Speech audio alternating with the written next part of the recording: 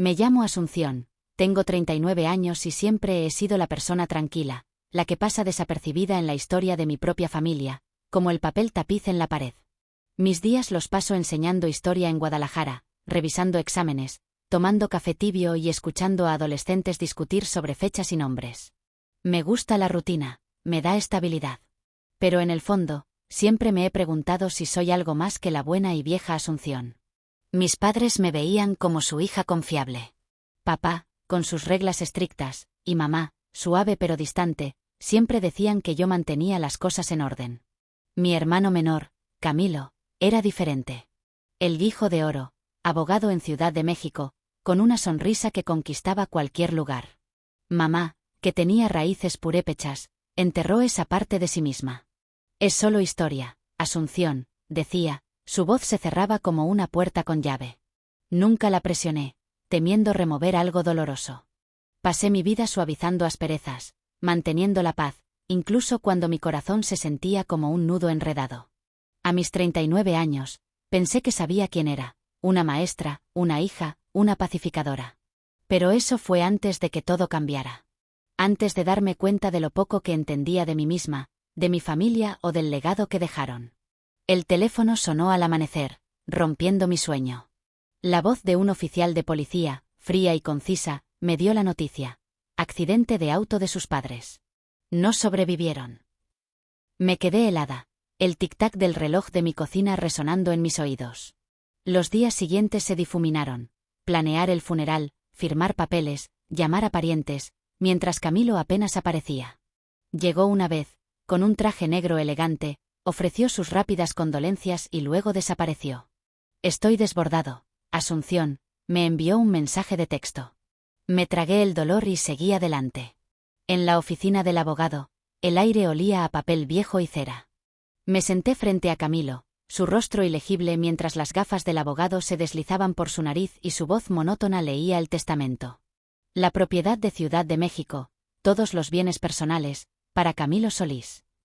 Camilo asintió como si lo esperara.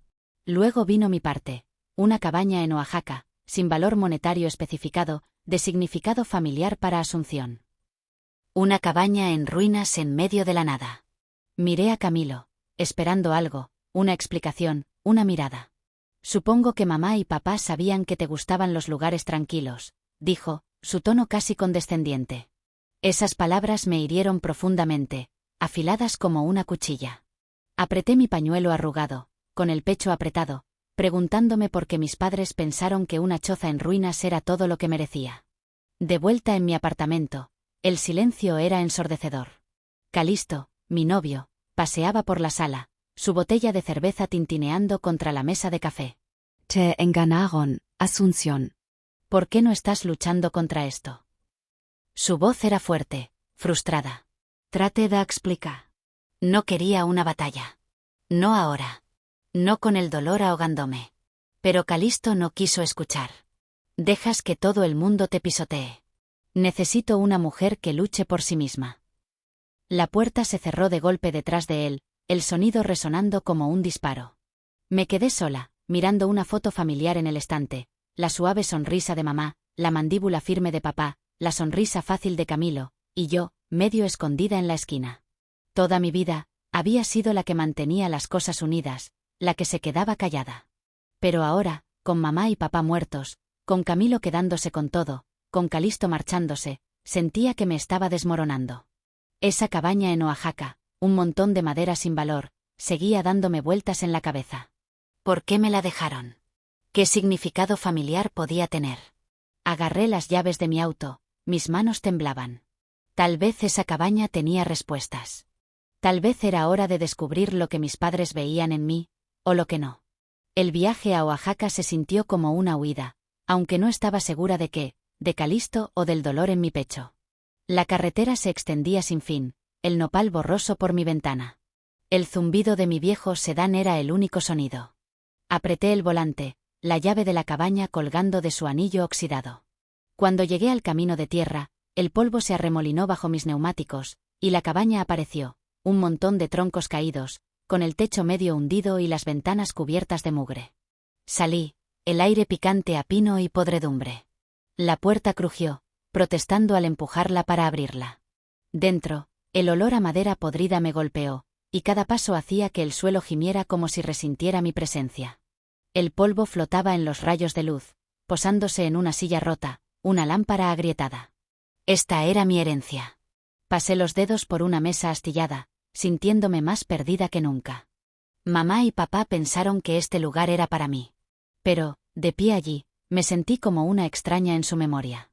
Sin embargo, algo se agitó, un tirón débil como un susurro que no podía escuchar del todo.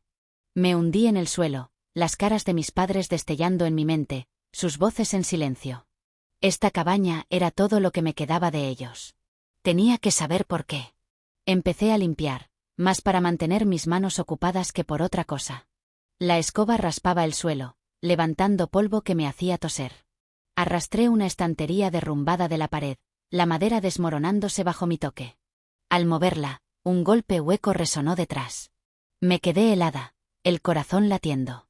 Empujé más fuerte, y parte de la pared cedió, revelando una puerta oculta, sus bisagras oxidadas y rígidas.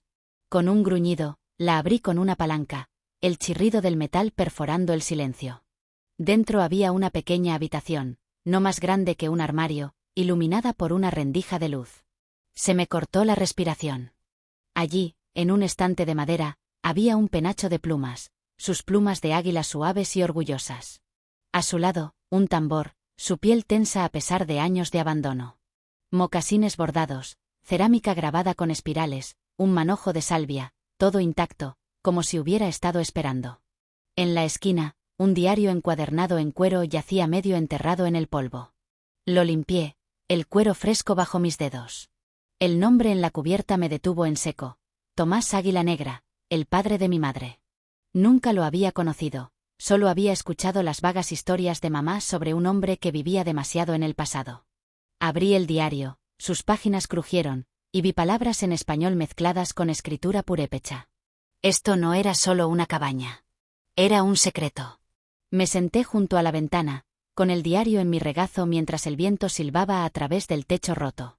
Las palabras de mi abuelo se derramaron, firmes y claras, como si me estuviera hablando. Escribió sobre familias purépechas forzadas a abandonar sus tierras, sobre objetos sagrados escondidos de las manos del gobierno. Se llevaron nuestras colinas, nuestros ríos, escribió, pero no nuestro espíritu. Una entrada me impactó profundamente. A mi nieta, a quien nunca conoceré. Un día sentirás un vacío donde deberían estar tus raíces. Síguelo hasta casa. Me picaron los ojos. Mamá nunca habló de esto. Ni del penacho, ni del tambor, ni de la lucha de su padre. Tracé las palabras purépechas, mis dedos torpes, deseando poder leerlas. El tambor pareció zumbar débilmente. O tal vez era mi imaginación. Pensé en mamá, como se volteaba cuando le preguntaba sobre su herencia. Su voz aguda, «Déjalo ir, Asunción». ¿Había sabido ella de esta habitación? ¿La había escondido? ¿O la había olvidado? Cerré el diario, mis manos temblaban. Por primera vez, me sentí cerca de ella, de él, de algo más grande que yo. Esta cabaña no estaba vacía. Contenía el pasado de mi familia, un pasado que apenas comenzaba a comprender. El silencio de la cabaña se sentía más pesado después de encontrar la habitación oculta. No podía dejar de tocar el diario, su cuero suave y desgastado bajo mis dedos. Necesitaba respuestas, así que llamé a la doctora. Aurelia Águila, una historiadora purépecha de la Universidad Michoacana de San Nicolás de Hidalgo. Su voz crepitó a través del teléfono, cálida pero aguda, mientras le describía el penacho, el tambor y la cerámica. Llegó al día siguiente, su trenza plateada brillando bajo el sol. Entró en la habitación oculta, sus botas pisando suavemente el suelo crujiente, y jadeó. «Asunción», dijo, con los ojos muy abiertos. «Estos son sagrados. El trabajo de cuentas, las plumas de águila, no son solo artefactos. Son nuestra historia». Pasó los dedos sobre el tambor, su piel susurrando bajo su toque. Estimó su valor, quizás millones. Pero su voz se volvió firme. «Esto pertenece a los purépechas, no en la vitrina de un museo». Asentí, pero mi estómago se revolvió. Millones. Soy una maestra de escuela que apenas llega a fin de mes. Ese tipo de dinero podría cambiarlo todo. La noticia se corrió rápido, demasiado rápido, a través de la red de la universidad. Los reporteros llamaban, sus mensajes de voz se acumulaban en mi teléfono, cada uno zumbando como una mosca que no podía espantar. Me senté junto a la ventana rota de la cabaña, el viento silbando, y miré el diario. Las palabras de mi abuelo resonaron, síguele hasta casa. Pero no estaba segura de lo que era casa ahora. El crujido de los neumáticos en la grava me sacó de mis pensamientos. La elegante camioneta negra de Camilo se detuvo, reluciente contra la decadencia de la cabaña. Salió, sus zapatos pulidos absurdos en el camino de tierra, y golpeó bruscamente la puerta. La abrí, las bisagras chirriando, y me mostró su sonrisa de abogado. Asunción, escuché que encontraste algo de chatarra vieja. Su voz era suave, pero me irritó. Entró, mirando la entrada de la habitación oculta. Hagámoslo fácil, dijo, apoyándose en la mesa astillada. Te cambio la propiedad de Ciudad de México por este lugar y lo que haya en él. Eres maestra, no historiadora. No necesitas esto. Mis manos se apretaron. La propiedad, la casa de mamá y papá llena de recuerdos, era tentadora. Camilo siguió hablando, sus palabras afiladas como el cristal. Vamos, no estás hecha para esto. Déjame manejarlo. Pensé en su gran casa, su vida fácil y como siempre había obtenido lo mejor de todo. El tambor en la habitación oculta pareció zumbar débilmente. O tal vez era mi pulso. Quise gritarle, decirle que no entendía, pero mi garganta se apretó y simplemente me quedé allí, el suelo crujiendo bajo mis pies. Camilo se fue con una sonrisa de suficiencia, su motor rugiendo mientras se alejaba. Me dejé caer al suelo, el diario en mi regazo, sintiéndome más pequeña que nunca. Esa noche, la cabaña se sentía como si me estuviera encerrando. Caminaba de un lado a otro, mis pasos resonando en las tablas deformadas. Tomé mi teléfono, mi pulgar flotando sobre el número de Calisto. Tal vez tenía razón. Tal vez era demasiado débil para luchar por mí misma. Le marqué, su voz ronca cuando contestó. Asunción, está bien. Murmuré sobre los artefactos, el dinero, la cabaña. Se suavizó, insinuando que podríamos empezar de nuevo si lo vendía todo. Colgué, con el corazón acelerado. Luego encontré una tarjeta de curador de museo en mi correo electrónico, dejada por la pista de un reportero. Sostuve el papel, nítido, prometiendo una vida sin deudas, sin luchas. Podría vender el penacho, el tambor, irme. El diario de mi abuelo yacía abierto sobre la mesa, sus páginas revoloteando con la corriente de aire. Leí una entrada durante la época de la reubicación. Se había negado a aceptar oro por esos mismos tambores sagrados. No son nuestros para venderlos, escribió. Son nuestra alma. Mis manos temblaban. Encendí un fósforo, la llama silbó, y observé cómo se quemaba la tarjeta del curador, sus bordes se rizaban en negro. El humo me picó los ojos, pero me sentí más ligera. En cambio, llamé a la doctora. Aurelia, mi voz firme por primera vez. Quiero proteger esto, le dije, no sacar provecho de ello. El silencio de la cabaña se sintió diferente ahora, como si estuviera escuchando, aprobando. Después de quemar la tarjeta del curador, la cabaña se sintió viva, como si respirara conmigo. Me senté con la doctora. Aurelia bajo el porche, el aire denso con la salvia que había traído. Sus botas arrastraban el polvo mientras escuchaba mi idea, convertir la cabaña en un centro de retiro cultural purépecha, un lugar para clases de idiomas, trabajo de cuentas, historias de sanación. Es audaz, dijo, su trenza plateada atrapando la luz. Pero es lo correcto. Conducimos para encontrarnos con los ancianos Rocío Venado Blanco y Tomás Halcón Rojo en un salón comunitario, cuyas paredes zumbaban con voces. Rocío, con las manos nudosas como raíces de árbol, tomó las mías, sus ojos profundos y amables. Esto es lo que tu abuelo quería, dijo, asintiendo hacia el diario que llevaba.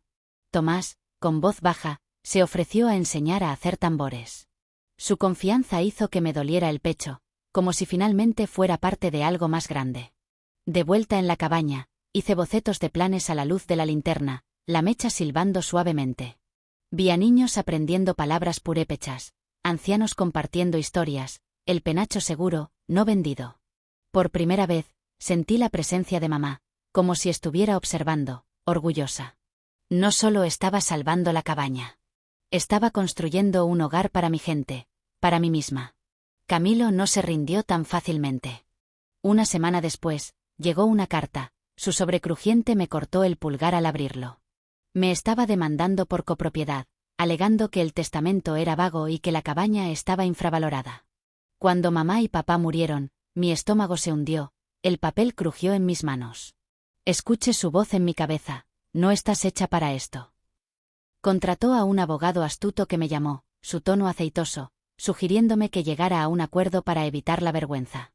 Camilo también difundió rumores, susurrando a los reporteros que yo era inestable y fácil de influenciar. Me quedé en la cabaña, el suelo crujiendo bajo mis pies mientras deambulaba, la duda se arrastraba como la humedad a través de las paredes. Siempre había sido la tranquila, la que se hacía a un lado.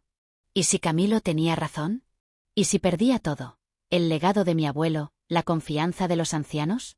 El tambor en la habitación oculta parecía silencioso ahora, su zumbido se había ido. Apreté el diario, mis dedos trazando sus bordes desgastados, pero mi corazón vaciló. Estaba en desventaja, como siempre lo había estado. El viento aullaba afuera, sacudiendo las ventanas como si la propia cabaña me instara a luchar. La sala del tribunal olía a madera pulida, el mazo de la jueza golpeaba como un metrónomo. Me senté en la mesa del acusado, mis manos sudorosas mientras el abogado de Camilo me pintaba como frágil, incapaz de administrar una propiedad valiosa. Mi abogada, de un grupo de defensa indígena, me apretó el brazo, su pluma rascando notas. Había traído el diario, su peso me daba estabilidad. Cuando llegó mi turno, me puse de pie, mi voz temblaba al principio. Le conté al tribunal sobre el hallazgo de la habitación oculta, sobre las palabras de mi abuelo. Abrí el diario, las páginas susurraron y leí: nuestra alma no está en la tierra o el oro. Está en lo que llevamos adelante.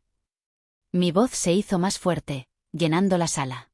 Hablé del centro de retiro, del apoyo de los ancianos, de los niños que habían aprendido su idioma. Camilo miró al suelo, con la mandíbula apretada.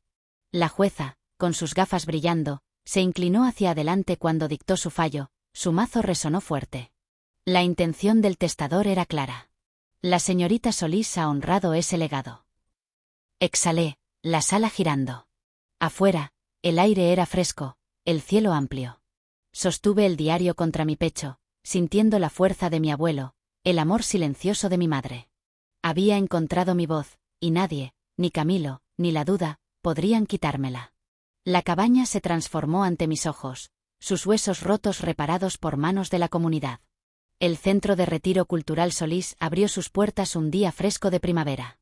El aire estaba vivo con risas y humo de salvia.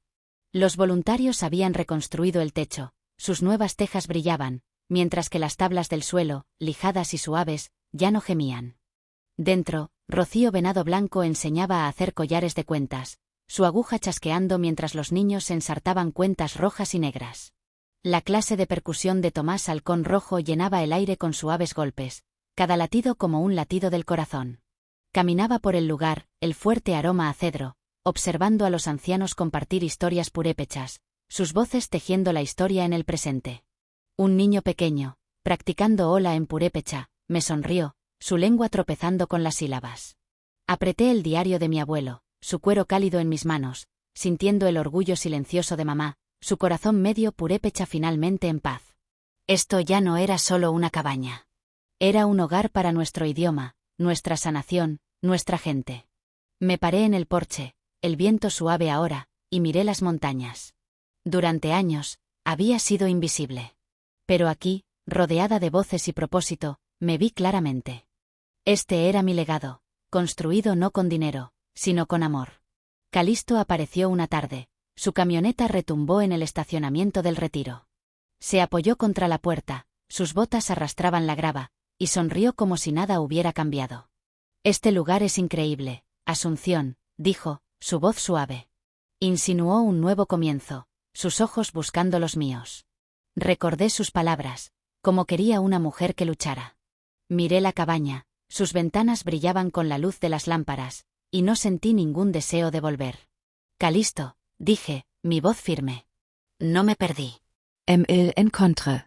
Tú querías a otra persona. Su sonrisa se desvaneció, pero asintió, la grava crujió mientras se alejaba. Vi su camioneta desaparecer, el polvo se asentaba. Dejarlo ir se sintió como desprenderse de una vieja piel, ligero y definitivo. Volví al retiro, el sonido de las risas de los niños se derramaba, y supe que estaba exactamente donde debía estar. La ceremonia de nombramiento llegó al anochecer, el cielo estaba teñido de rosa.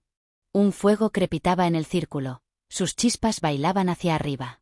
Rocío Venado Blanco se puso de pie, su chal crujiendo y me llamó hacia adelante. El tambor latía bajo y constante mientras ella hablaba. «Has regresado a nosotros», dijo. Otani, la que regresa a casa. El nombre se posó sobre mí como una cálida manta. Miré a la multitud, ancianos, niños, Aurelia, y hablé, mi voz clara.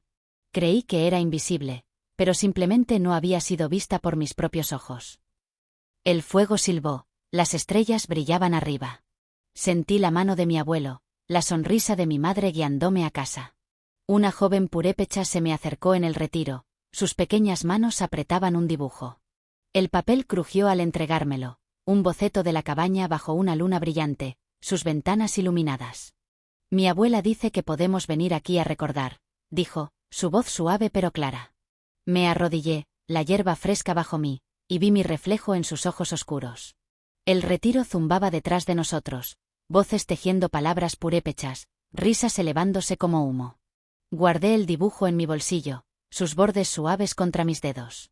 Este lugar, una vez roto, ahora contenía nuestras historias, nuestro futuro. Ya no era invisible. Esa noche, me senté junto al fuego, su crepitar llenaba el silencio. Abrí el diario de mi abuelo, el cuero cálido, y leí la última página. Encontraste la llave, escribió, no de la puerta, sino de ti misma. Las palabras se hundieron profundamente como raíces. La luz del fuego bailaba en las paredes de la cabaña, ahora un baluarte. Vi la sonrisa de mamá, sentí su corazón medio purépecha en el mío. Cerré el diario, las páginas susurraron al cerrarse. Otani, la que regresa a casa. Estaba en casa, llevando el legado de mi abuelo, lista para que la próxima hija encontrara el suyo.